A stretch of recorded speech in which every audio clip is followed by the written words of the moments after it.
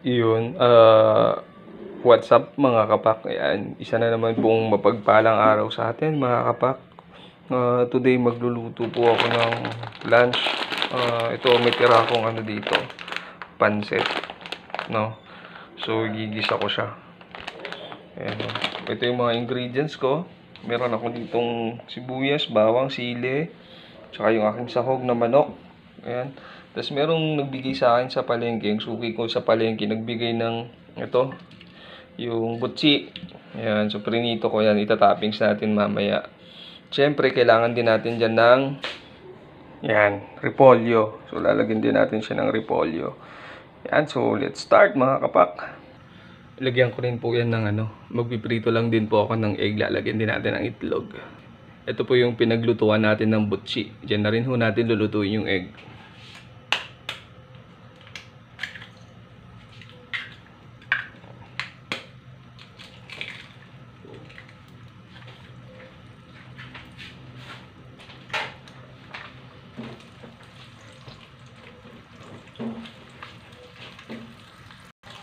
Yan, luto na po.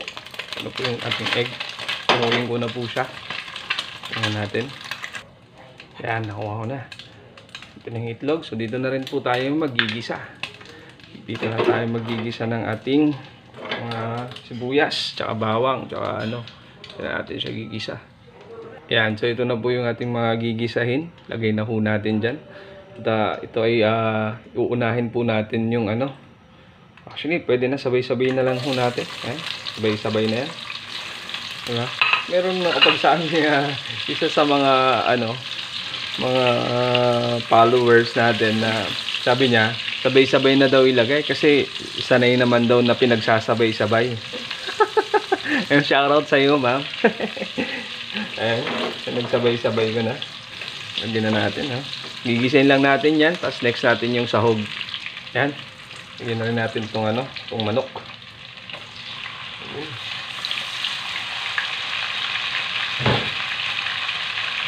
Babrown ko lang po itong manok. Sangkot ko po siya ng konti. Yung medyo brown na po yung chicken. Tsaka natin ilagay yung noodles. Yan. Implahan ho natin ng toyo.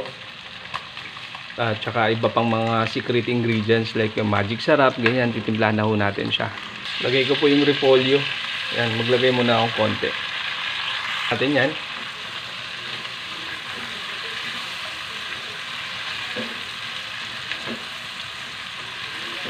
Lagyan mo natin ng tubig. Mainit na tubig po ito. Yan. Lagyan natin mainit na tubig.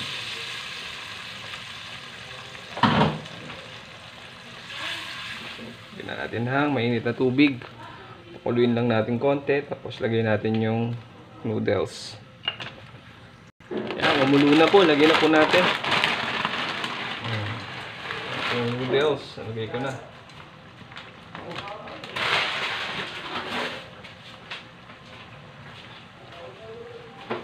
Yun o. Mix lang natin. Mix lang po natin to. Lagyan natin ng paminta mga kapak. Yan o. Yung paminta. Lagyan na natin to ng mga secret ingredients like yung magic sarap tsaka ano, toyo, mga ganyan. Yan. So, mimix lang natin to. Itira pa po tayong repolyo. Lagyan na rin natin. Yan. Natin lahat para masarap. Yun.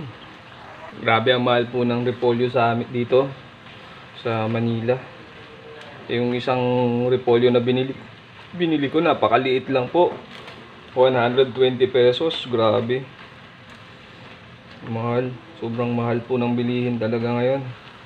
Wala na po talagang mura.